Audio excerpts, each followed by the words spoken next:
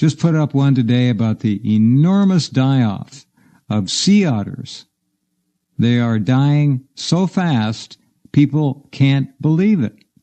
Let me see if I can find a quote here. I was looking for this. Hundreds and hundreds of sea otters have been found dead in the Ketchimak Bay area near Homer this year. That's, I assume, in Alaska. They are unable to figure it out. It is, as they say, an unsettling mystery, killing off some of Alaska's favorite furry animals. Well, they better get used to it. Here's another story. Unusually high numbers of sea otter deaths reported in Ketchimak Bay, same location but a different source.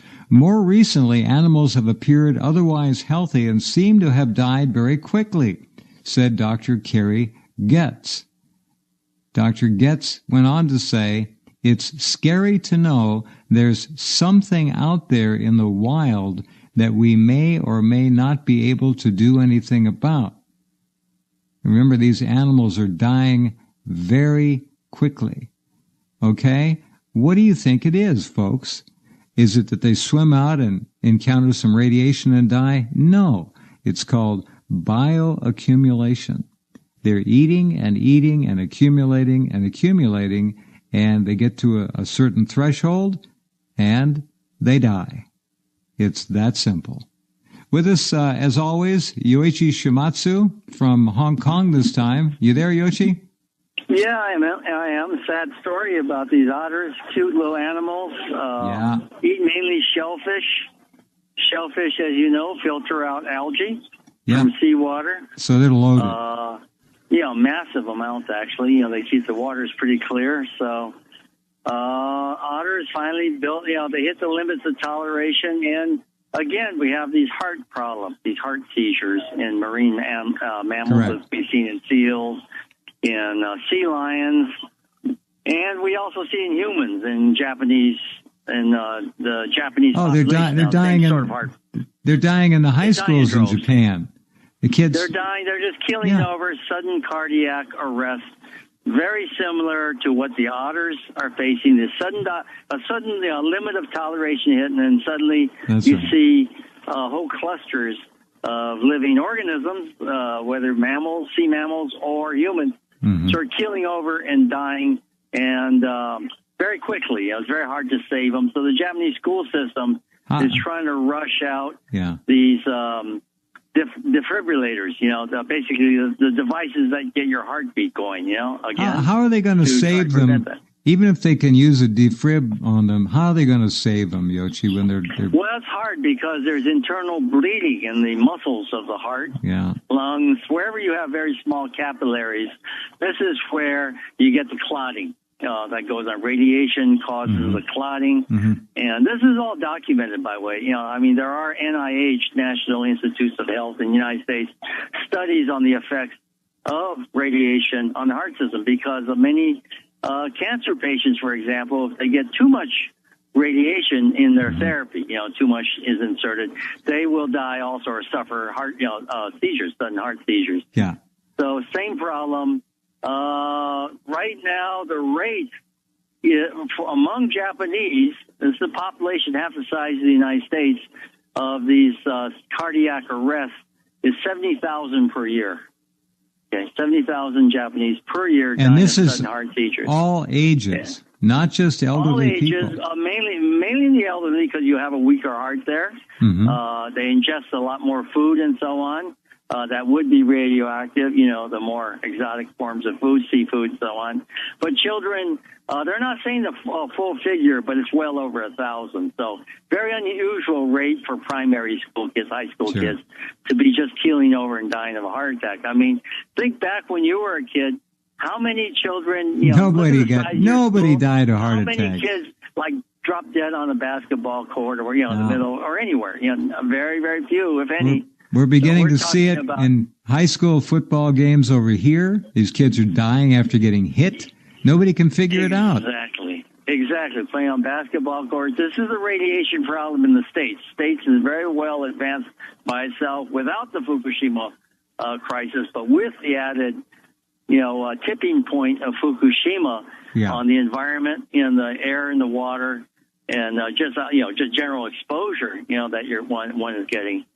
Very serious problem expanding now. And again, the government, the health ministries and all can attribute it to heart attack, but they won't tell you what is the cause. What is the cause of the heart failure? And they won't tell you that. And they know darn well. Yeah. They know darn well. They're not going to tell you. It's right there in the NIH. They have to know. These are PhDs. They're not stupid. They understand what's going on. Autopsies are often performed. And, of course, the results get stuffed in a drawer because anything nuclear is a strategic issue covered under national security laws.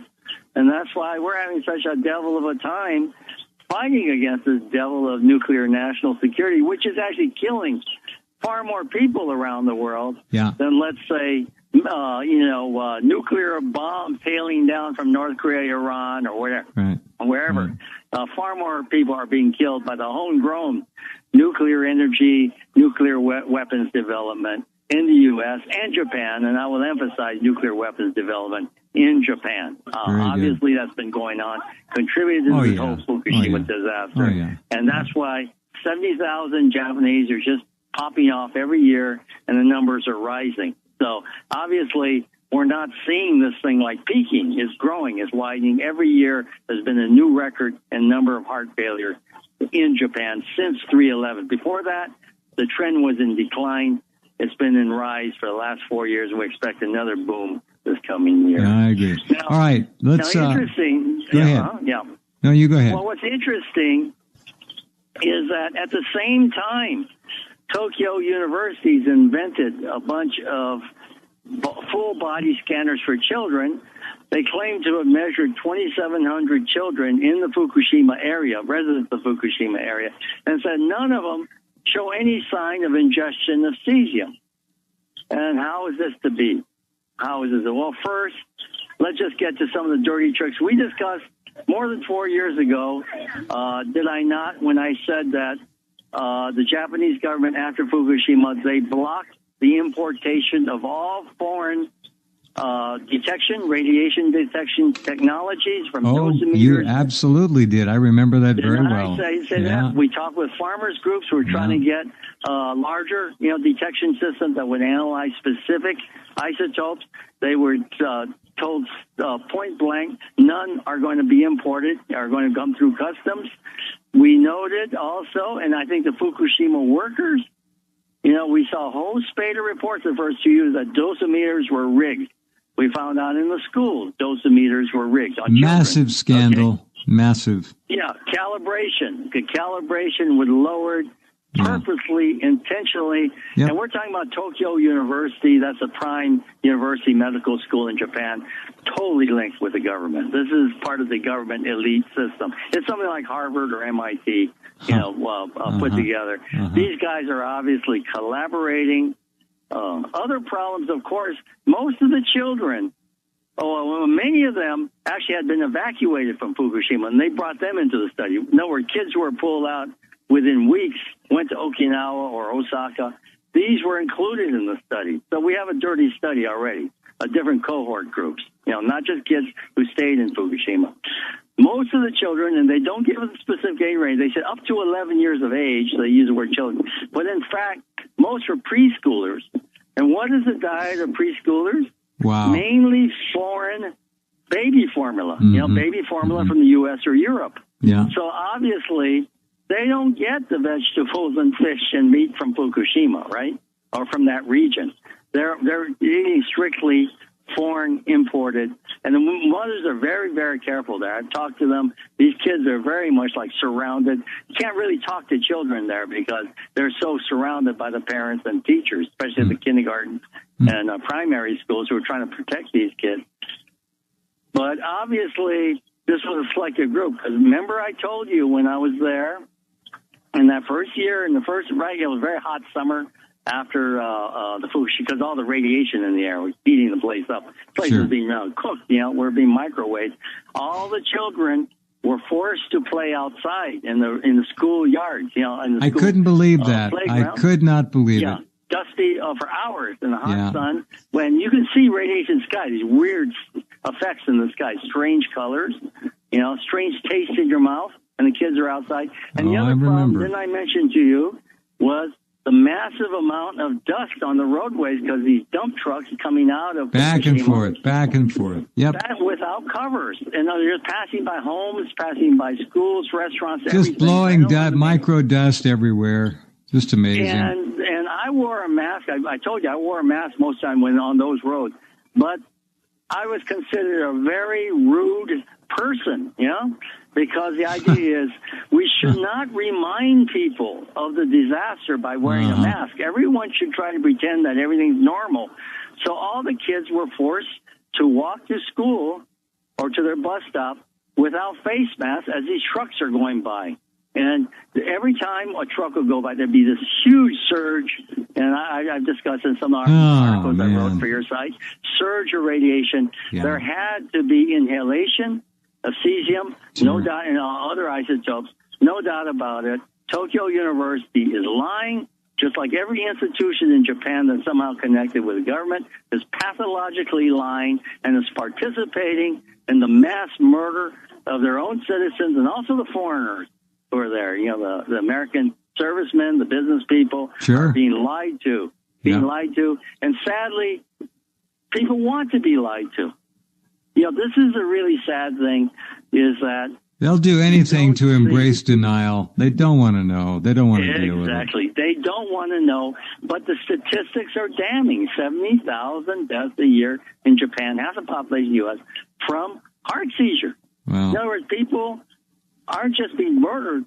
They're they're sort of they're implicating themselves in a suicide. It's a suicide murder that's going on.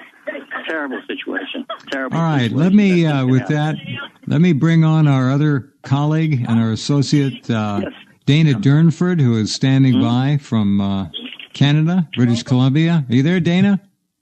Hi, Jeff. Hi, Yoshi. Hey there. Good stuff. I got a lot of data on what you were talking about for later. Yeah, good. You real nailed it tonight. It does attack the heart. I was reading those articles a few hours ago. Well, we want to hear about the otter situation up there. We haven't seen or heard much of your work about sea mammals. One thing about the otters here, which is another example of the lying, the official institutional lying that is the bedrock of how the government and the states are dealing with this catastrophe. The USGS, California Sea Otter Stranding Network, they say the number of sea otter strandings in 2014 was the highest in history, 18 above the otters that were stranded in 2012. But here's the kicker. A stranded sea otter, what does that sound like to you? Oh, he's stuck up on a rock or something, right? No. A stranded sea otter is one that washes ashore dead or barely alive. Well, let's hope none of us get stranded on some island or a beach. Oh, my gosh, Robinson Crusoe, he was stranded, but we didn't hear that he washed up dead. He washed up pretty beat up, but he wasn't dead. Well, that's the semantic war that's being played against us. It's really disgusting. Anyway, what about Japan and sushi? I've asked this before, but I want to know, are the sushi restaurants in Japan still doing a big business? They got to be. Yeah, the prices are down because a large section of the population will not eat. They've dropped eating fish now because they know all kinds of fish are being smuggled in. And a good friend of mine just came back from Japan, and he said, the situation is so bad now. The government has got such a strong hand that even if you're on the Japan sea coast, you can't tell what a local fish is. The government basically is pushing radioactive fish all over the country, abroad to the U.S., to Hong Kong. That's why Taiwan and South Korea are trying to stop all of this. But other countries are allowing it in. And beef, too. There's a big scandal now in Hong Kong about Yoshinoya. It's the beef bowl, the gyudon restaurant, very popular, cheap place. But I heard, when I was in Japan back in December, they're putting Fukushima beef and Tohoku beef, radioactive beef, into their food. They're denying it, and they're growing vegetables, onions, cabbages, and rice 60 miles, 100 kilometers from the Fukushima nuclear plant in their food. Hong Kong here, their branch is saying they're denying it. Oh, the radioactive stuff is only in Japan. Right. In other words, you got that, the one in Hong Kong. Oh, we don't have radioactive food here at our chain here in Hong Kong. That's only in Japan.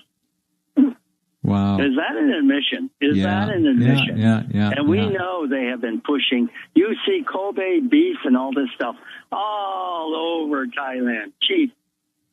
Yesterday, I was at a noodle shop in Hong Kong. Scallops, clams, they're cheap, like $3 for a bowl of these things. You just can't get those prices for the last 30 years, okay? Mm-hmm. Obviously, when you see prices like that, discounted seafood, discounted beef, stay away. It's from, it's from northern Japan. It's radioactive. Well, they have got to have sick animals over there, but you don't hear about it here. I don't know if you hear about it there, but what they call it is a scary mystery illness, killing off animals, quote, at such a rapid rate on the West Coast. Hundreds of marine mammals found dead in small areas. Something, says the government, is likely affecting the entire ecosystem.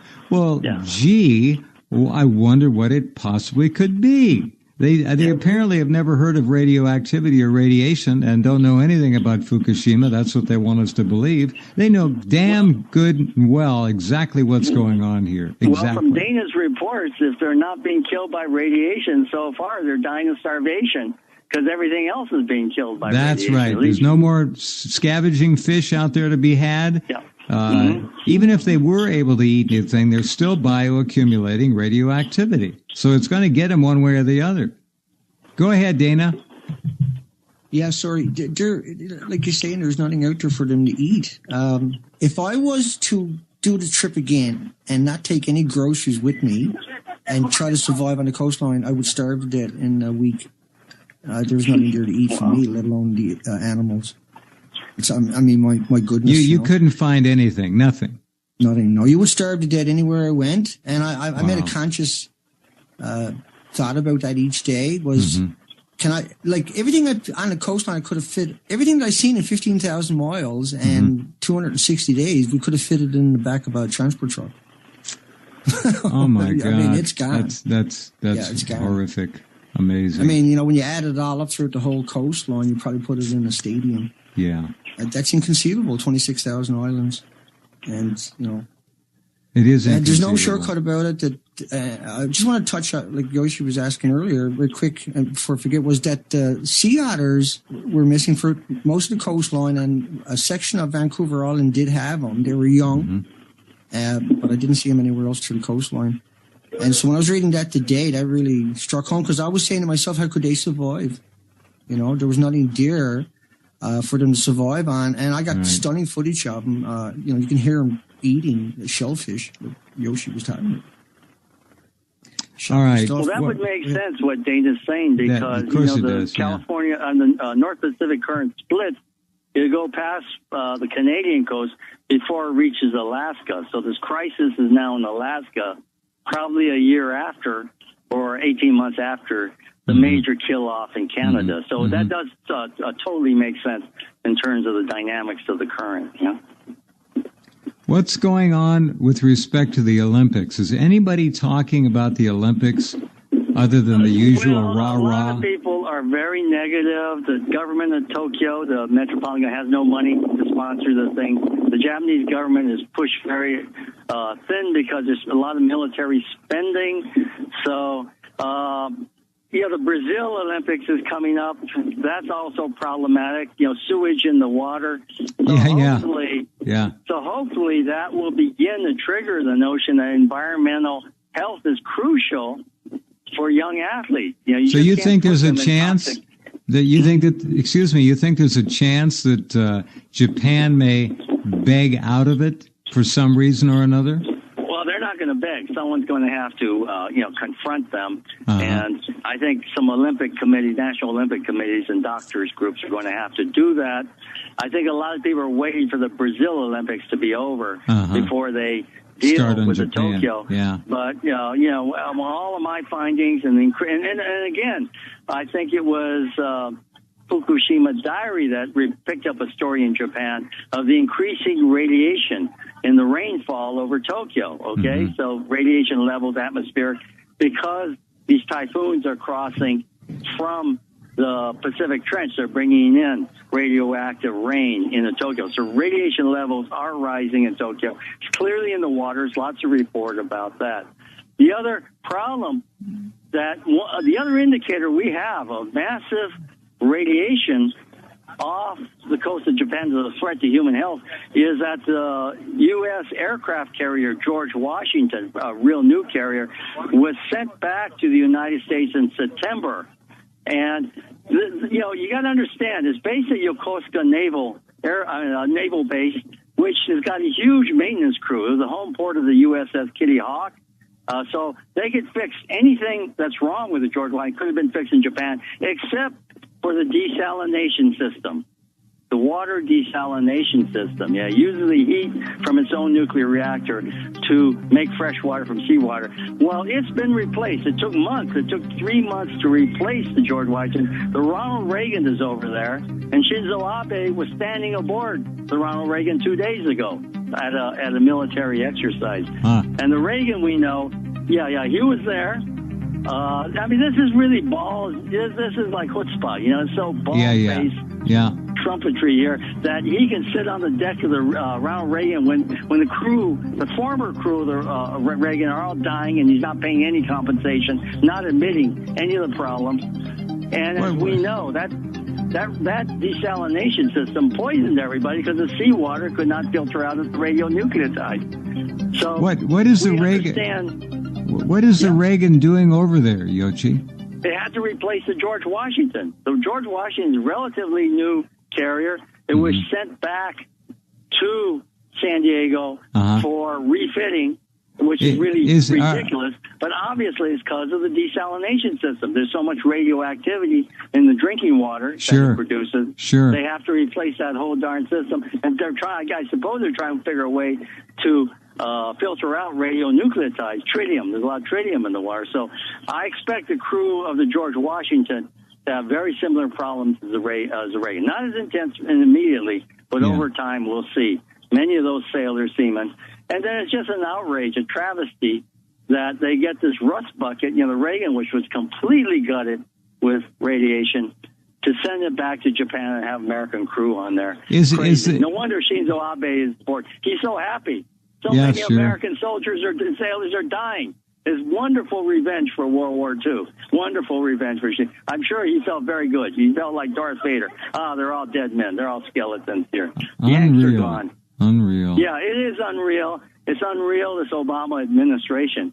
It's just, I don't know what to say. This is really willful manslaughter of American it is absolutely manslaughter, and that's being kind. I think it's worse than that, but this is not going to go. If you admit the problem, say this is what we're doing, we need some volunteers to do this stuff on a volunteer basis, okay? Older sailors or retired sailors. That's one thing. That's one level, okay? But what they're doing is unconscionable. It's unconscionable. And it's more than manslaughter. It's murder. It's murdering. I agree. All right. Yoshi, thank you. It's the bottom of the hour. All right. Great update as always. Talk to you soon. You be well. Be safe. Take care. Thank you. Okay, Dana. Happy sailing there. Yeah, take care. Hugs for you, Yoshi. Yeah, take it easy. Good night. Okay, there he goes. He's going to be tied up for the next 3 weeks on business and traveling. So we've got Dana here, our other colleague, and we will be bringing you up to date, as always, every Monday.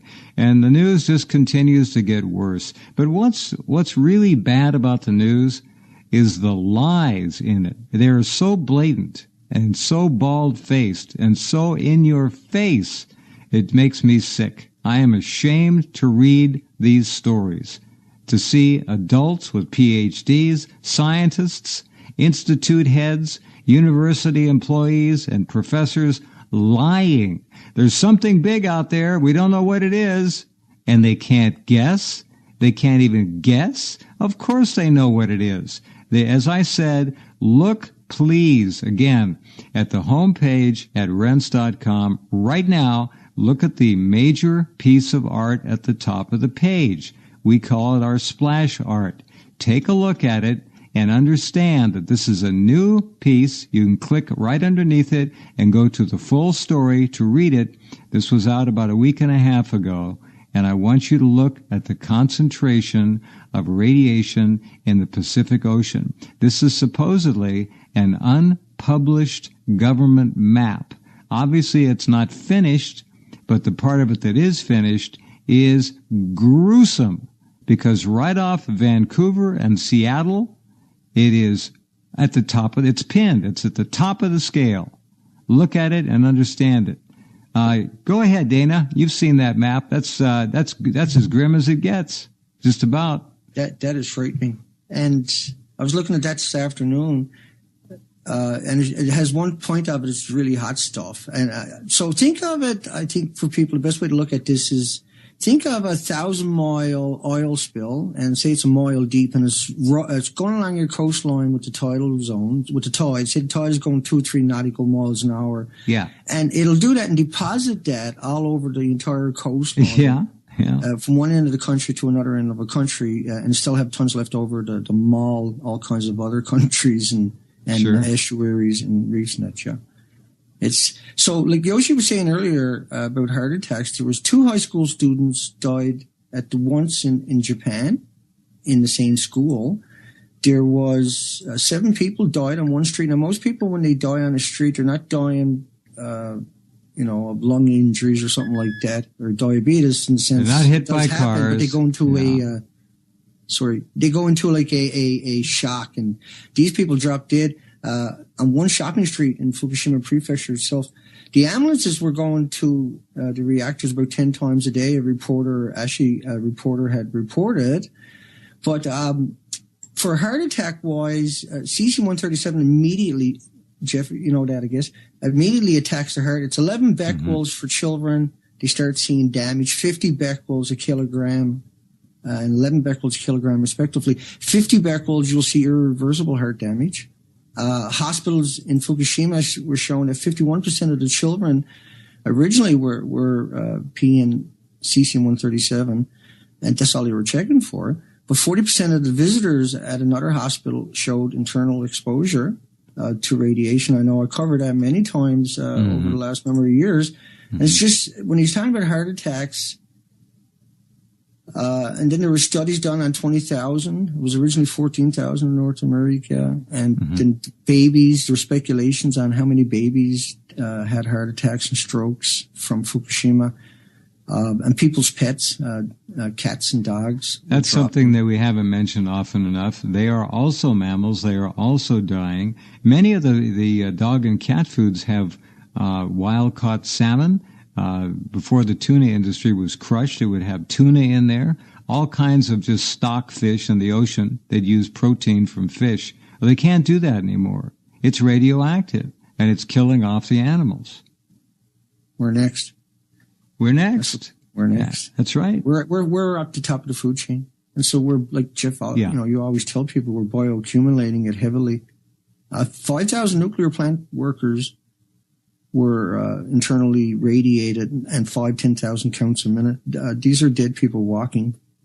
There's no cure for that. 5 to 10,000 CPM. Right. Wow. That's a guesstimate with what they're doing. Yeah. So the full body scanners that Yoshi was talking about earlier, and the children, and 2,700 of them showed completely no. And now, if you're in that environment, as you're looking at 1 million becquerels a square meter, there's no way you're not ingesting it. Right? There's no way you can't ingest it, can't walk through it. And so if it's in a square meter, then it's also in a cubic meter when you're, that you're breathing. And so it's outrageous what they're doing to the Japanese people. They have rallied in the streets with hundreds of thousands repeatedly. Now the police will just bludgeon them. You see principals, you see hospitals telling concerned parents that they're foolish and that they got to suck it up for the country and stuff like that. Repeatedly, headlines over. I got tons of headlines like that where they chastise parents and guardians, and teachers are quitting because it's unconscionable that the students are going to school every day in these extraordinary environments that are worse than Chernobyl. But in fact, you can move all of Japan. Chernobyl is like a candle compared to Fukushima. You got it. Yeah. I mean, workers dying all the time down there that are doing the decontamination. Then they take it and put it in a bag and bring it to an incinerator on another prefecture and toast and put it up in the atmosphere. Back Perfect. Into the environment. Yeah. Yeah. Really smart. This issue of animals dying in such enormous numbers up and down the West Coast. And I think I have seen one or two speculative comments. Oh, there might be some link to Fukushima, but they don't know what it might be. These are scientists, and they all know. They know. I was laughing earlier. They know. And the EPA and Woods Hole, they're measuring constantly. They got like a picket fence set up all along the Pacific, off the coast of Oregon, Washington, California, up into the Gulf of Alaska. And they're measuring all the time. And aircraft are measuring in the air all the time. They know everything. We bought all that. We got all the equipment there. They're using it. They're just not telling us. Correct. Yeah. Correct. Yeah. No, you're 100% correct, and nobody bothers mentioning that. So I'm glad you brought it up, because that's truly the issue, isn't it? And I ran a map. I think I put it up as a splash, but it looked like a fence. All the stations that they had put in the ocean. They're floating on small buoys or whatever. But absolutely collecting samples. Since Fukushima, scientists here in Canada are not allowed to do an interview without permission from Harper's office. He's a real tyrant, that guy. Pans and banging on the pans because he didn't understand why they were being choked and stemmed. And that's after Fukushima happened and right after it, and it's still going on today, right? So they don't understand Fukushima, even internally. A lot of people, they just get the memo. And I've talked to these people, and they say, well, I heard it was benign, that it was innocuous, and that, it's been studied heavily, and that they didn't see any harm in it. Who said this? Just some folks. This is what government employees have repeated to me. They came out with that party line, but that was the memo. And they seemed perplexed that I was studying it, and they seemed concerned too. I mean, these are just little people in the offices around Canada, but every one of them, including fisheries, RCMP, Coast Guard, that approached me, became concerned, became alarmed. And like you say, you can't have a conversation about it without sounding like an alarmist, without sounding. People don't want you around. They don't want to hear about that. No, that's right. No way. I mean, what you're doing, you're on their front page, your center row, you're plugging it all the time. They can't be liking you very much. No. I don't know what else to do. It's so frustrating. All I can do is ask you people, all of you, even in Europe, no more eating fish. You don't know where it comes from. Truly, you don't. You got to just rule it out. And you see these one. Don't touch it. Go ahead, Jeff. Yeah, you see these ads on the television. I've seen a little television, and they show lobsters and crab and fish, beautiful grilled fish. These basically they're chains of restaurants, and they're tied to seafood, and they're just serving up death. There's the clearing blocks for unpublished government map. This is what's on the homepage at Rense. Unpublished government map shows massive plume of Fukushima radioactive material just off the west coast of North America. Radiation levels quadrupled in recent months. 400%. Scientist says we are starting to see the penetration of cesium from offshore to the coast itself. That means the beaches. Okay? Here's another one. Catastrophic event could release radioactive fallout over major U.S. metropolitan area. Well, they don't say which one, but it's obviously Seattle. Government issues emergency plan as fire burns near nuclear site. Oh, this is the St. Louis story. I beg your pardon. Report, the world is on the brink of nuclear disaster. If that trash fire hits that underground repository of 55-gallon drums that have been down there 60 years, just buried with topsoil and dirt, goodbye, St. Louis. It's that bad. It is unbelievable to me that a scientist could claim to be a scientist and approach this situation with such avowed ignorance. I don't know anything about it. We don't know anything about radiation. We're trying to figure this out. It could be a virus, a bacteria, could be domoic acid from algae blooms, could be global warming. But nobody says the R word. Dana, it's just getting to be kind of laughable. I mean, in a black, horrible way. It's not real, but it is. Well, they've been saying bananas, potato chips, and water and sunshine for 70 years, and all of a sudden, people, every time they say it in an article, they get pounded in the comment section. True, absolutely. And so they're losing their confidence, because it's a confidence game, right? They $5,000 suit and dirty underwear, they've got the prestigious jobs. But yet, like you say, they sound ridiculous when they talk, you know? They do. And it's not only this, it's just that we are more educated now. The average person is more educated than any ruler, you know, 100 years ago was, and he was running countries. Anybody, in other words, anybody right now has the basic fundamentals of running a country.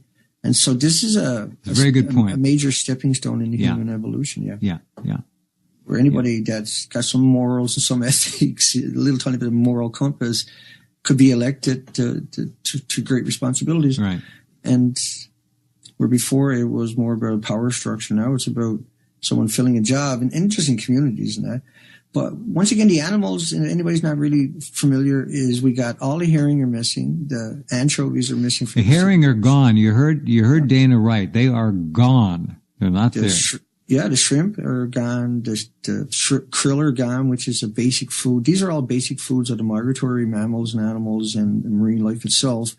And of course, massive whale die-offs were all krill eaters, and they're missing. Something we predicted a couple, more than one time on your show, that this was the problem, was they're not reproducing the food, the web itself. So the 5,600 species typically that are indigenous Canadian coastline, there's 4 million species in the ocean altogether, but they're the indigenous one, 5,600 species. If they were to, like say, ice was coming along and scrub the coastline, well, there's room there now for 4 million other species just to seed the coastline, because the ocean is the seed itself. A glass of water is a billion creatures and eggs and larvae and everything else. Mm-hmm. And so the coastline is not reseeding itself anywhere. And so how can it be doing it in any other Pacific Rim nation?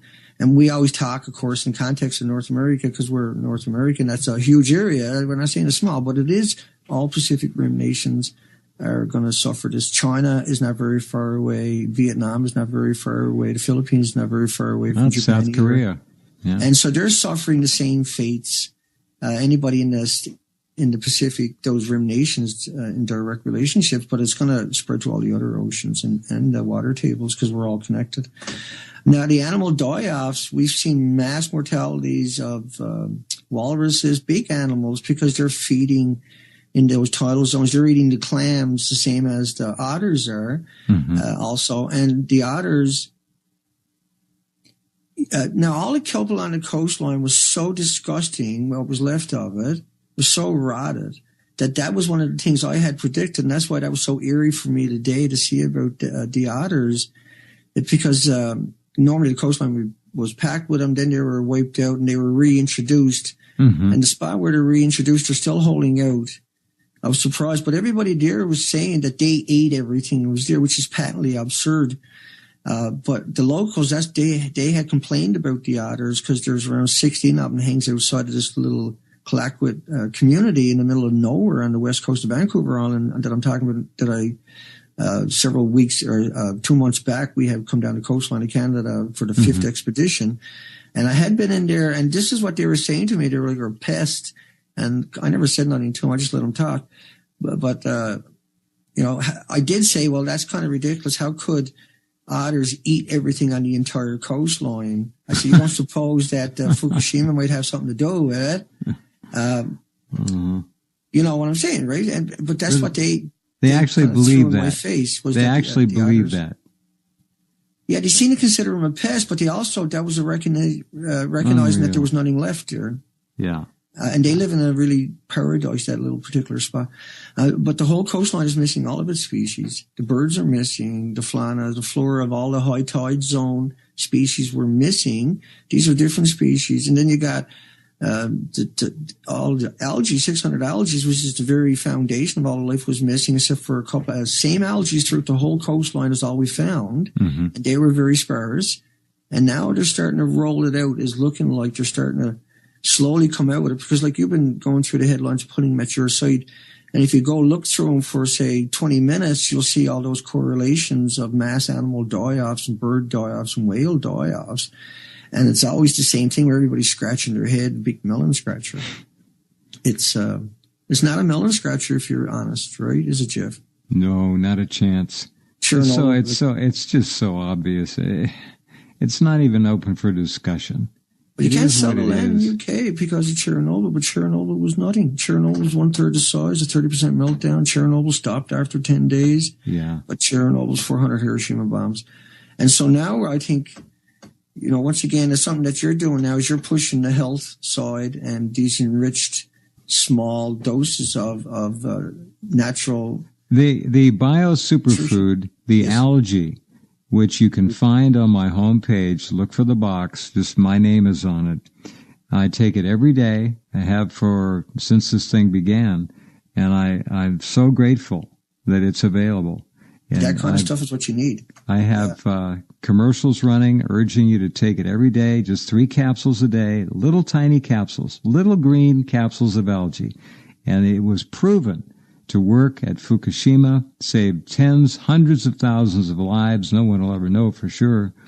But I've had the doctor on, Dr. Michael Kiriak, who literally created it, found out which algae worked the best with radiation, and gave the best nutrition to the body to build the immune system. It's all there. We used to eat, on this planet, we used to eat 8,500 plants or so. Oh, yeah. We're basically eating 7, and these are GMO with all the potassium. All the spraying, the pesticides, the herbicides, all the crap. Right, on top of that. Then it's got the formaldehyde and the glyphosates, and they stop you from uptaking nutrients, and there's toxins and dioxins. And in a lot of countries, they are definitely 100% illegal because the studies down there weren't suppressed. But here in North America, our shelves are full. And so the only way to protect anybody can hope to get an edge is through being really healthy, finding real food and like talking to water, structured water was an experiment that was repeated over and over. You can take muddy water and turn it into structured water, which in structured water is just the way the molecules are lined up. But that's what your body is designed for. Your body is designed for a certain type of water through genetic superior selection. And right now everything has a chemical added to it and gone through a machine which is electrically magnetized and everything else. And so the water changes its structure. But we've seen structured water reverse cancer in documentaries and that were done through major institutions and repeated a number of times.